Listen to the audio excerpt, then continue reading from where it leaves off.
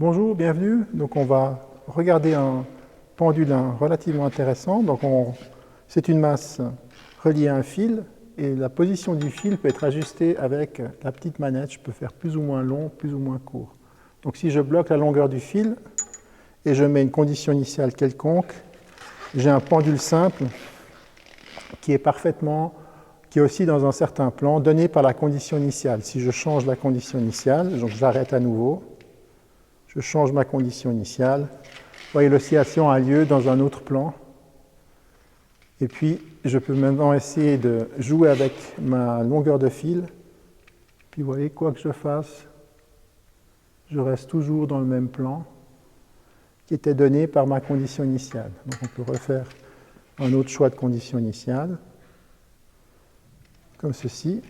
Donc, il y a la gravité, il y a une force centrale en plus qui est en fait la force dans le fil. Centrale, c'est qu'elle va sur un point commun pendant tout le mouvement du pendule, mais l'ensemble n'est pas central puisque c'est la résultante de force n'est plus centrale, mais tout de même, vous êtes bloqué dans le plan.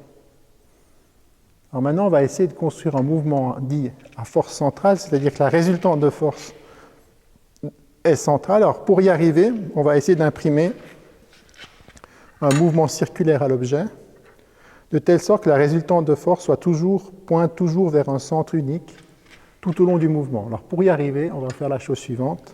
Je vais commencer à induire un mouvement circulaire depuis le haut, et ensuite laisser le système à lui-même, et on a quasiment des cercles. Et puis on va essayer d'illustrer l'invariant de la loi des airs, c'est-à-dire qu'on a en fonction de la longueur, vous allez avoir une vitesse de rotation plus ou moins importante, mais vous avez une conservation de la loi des airs qui est reliée au moment cinétique vertical. Si je multiplie par la masse, j'ai un vecteur de moment cinétique qui reste invariant, quel que soit le mouvement que j'effectue. Alors il y a un peu de frottement, mais en tout cas, en l'absence des imperfections du modèle, et de la trajectoire qui n'est pas parfaitement circulaire, si j'avais ces deux éléments qui étaient exacts, eh bien j'aurais cet invariant et donc un mouvement dit à force centrale qui préserve cet invariant dit de la loi des airs.